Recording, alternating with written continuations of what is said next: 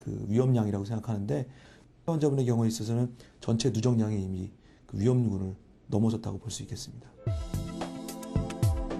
습관성 유산의 경우 약 15% 정도의 환자들에게서 면역학적 이상이 발견된다.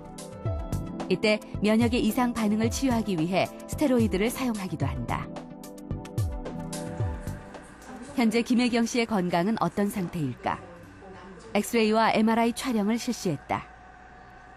왼쪽 고관절은 정상 모양으로 왼쪽 대퇴골 윗부분은 둥그런 모양이 그대로 유지되고 있는 반면 오른쪽은 아래로 내려앉은 모습을 확인할 수 있다. 동그란 모양이 아니라 뼈가 주저앉은 것이다. 파괴되어 있는 소견이 보이고요.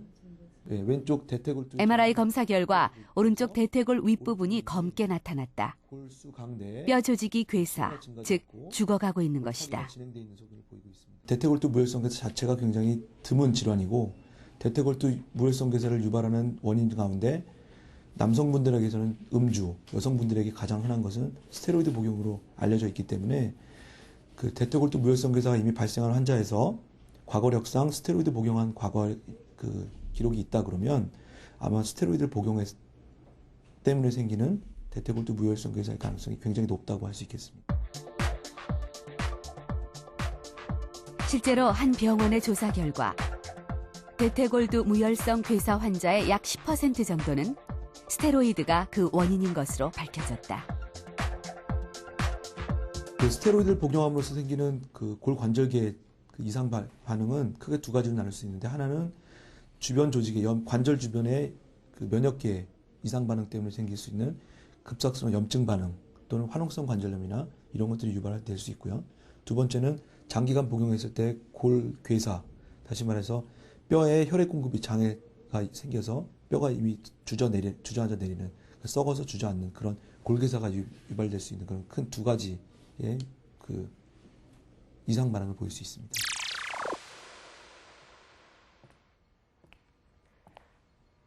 폭탄이라도 맞은 건물이냐고요? 아닙니다.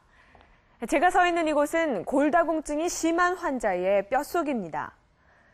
골다공증은 뼈의 양이 감소하고 뼈의 질적인 변화로 인해서 뼈 자체의 강도가 약해지면서 골절이 일어날 가능성이 높은 상태를 의미하는데요. 스테로이드 약물을 지속적으로 사용했을 때 바로 이 골다공증의 위험이 높아질 수 있다고 합니다.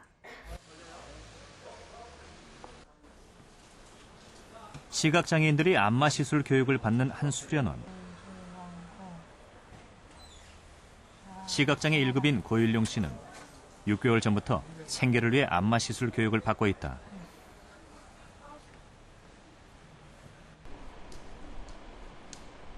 동료들과 함께 길을 나선 고일룡 씨. 그의 시력은 밝은 곳에서 어렴풋이 사물을 구별할 수 있는 정도. 하지만 컴컴한 장소에서는 거의 아무것도 볼 수 없다. 지하철 가다가 보통 공사하는 데 보면 이렇게 지하철에서 이렇게 쑥 음포 패인 적이 몇 군데 있거든요. 가다 보면 거기에 잘못 헛디뎌가지고 거의 쓰러진 적도 있었어요. 그리고 나서 병원 가가지고 한 20일 정도 누워서만 있었습니다.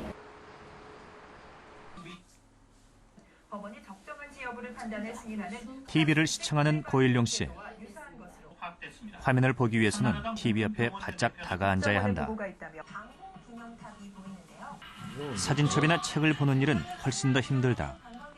사진첩에 눈을 거의 붙이듯 해야만 인물을 겨우 구별해낼 수 있는 정도다. 그는 6년 전 갑자기 시력이 약해졌다. 망막 포도막염 때문이었다. 이 포도막염도 굉장히 흔한 자가 면역 질환 중에 하나인데요. 그 면역 시스템이 잘못돼서 체계가 잘못돼서 그 백혈구나 면역 세포들이 세균이나 외부 물질이 아닌 내 몸의 혈관이나 특히 그 혈관이 많이 모여있는 이 포도막이라는 이 부분을 집중적으로 공격을 해서 염증을 일으키게 됩니다. 이런 것을 포도막염이라고 얘기를 하고요. 지금 좀 약간 염증이 더 뜨거든요. 포도막염으로 인해 눈의 혈관들이 손상을 받는 경우 심하게는 시력 상실로까지 이어질 수도 있다. 흰색으로 바뀌어 있고 고일룡 씨의 경우 눈과 뇌를 연결하는 시신경이 정상인에 비해 상당히 파괴돼 있다.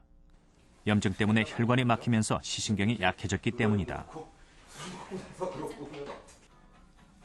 고일룡 씨는 망막 포도막염을 치료하기 위해 고용량의 스테로이드 치료를 받아야 했다. 그런데 4년 전 어느 날 눈이 아니라 전혀 다른 부위에서 생각지도 못했던 심각한 문제가 발생했다. 전체 여기 허리 전체가 다 그랬습니다. 그러니까 오줌도 그냥 20일에 화장실을 못 갔어요. 그냥 움직이면 막 여기가 땡기고 막 고통스러운 그 아픔 있잖아요. 그걸 뭐라고 표현해야 되나. 저도 너무 아파가지고 움직이지를 못했어요. 김학선 교수는 고일룡 씨가 응급실을 찾았을 때의 상황을 지금도 선명하게 기억하고 있다. 응급실에 와서 엑스레이를 찍어본 결과 나이에는 걸맞지 않게 척추에 압박골절이 있는 걸로 의심되었습니다. 그 당시에 너무 아파하셨기 때문에 그런 게 의심스러워서 저희가 MRI를 찍었더니 진짜로 나이가 60이나 70 노인들한테 있는 척추에 골다공증성 압박골절이 3군데나 있었습니다. 사진에 비해서는 확실하게 하나, 두 마디가 고일룡 씨의 척추 사진. 척추뼈 하나하나는 직사각형에 가까운 모양을 갖는 게 정상이다. 그런데 고일룡 씨의 경우 척추뼈가 움푹 패인 형태로 변형되어 있다. 특히 MRI 촬영에서는 척추 골절로 뼈가 주저앉은 부위에 피가 고여 있는 것을 확인할 수 있다. 골다공증 검사 결과 고일룡 씨의 골밀도는 그 나이 또래의 평균 골밀도인 1.0에 훨씬 못 미치는 마이너스 3.3. 고일룡 씨의 나이 40대 초반. 하지만 뼈 나이는 65세를 훌쩍 넘는 상태다. 고일룡 환자분의 다른 병력을 조사해 보니까 스테로이드를 아주 극대량, 굉장히 많은 용량을 8번이나 쓰셨고요. 그리고 그때 올 당시에도 평균 저희가 5mm 이상 쓰면 골다공증에 위협이 있다고 하는데 7.5mm를 매일 드시고 계셨었습니다. 그렇다면 고용량의 스테로이드와 골다공증은 어떤 관련이 있는 것일까? 미국 워싱턴 대학교 스티븐 타이틀바움 박사는 고용량의 스테로이드가 골다공증을 유발하는 원인을 밝혀냈다. 제 연구는 뼈에 초점을 맞춘 것인데요. 스테로이드 치료의 부작용 중 하나는 골다공증입니다. 실제로 장기간 스테로이드 치료를 받는 환자들은 골다공증을 앓는 경우가 많습니다. 골다공증 원인 중 두 번째로 흔한 것이 스테로이드 부작용입니다. 정상쥐와 스테로이드에 반응하지 않도록 유전자를 조작한 쥐에게 각각 스테로이드를 지속적으로 주입하고 뼈의 변화를 관찰했다.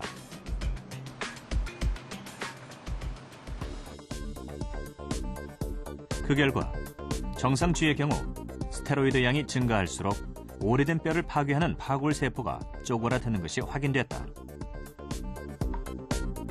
스테로이드를 주입한 정상쥐의 경우 뼈의 생성도도 현저히 낮아졌다.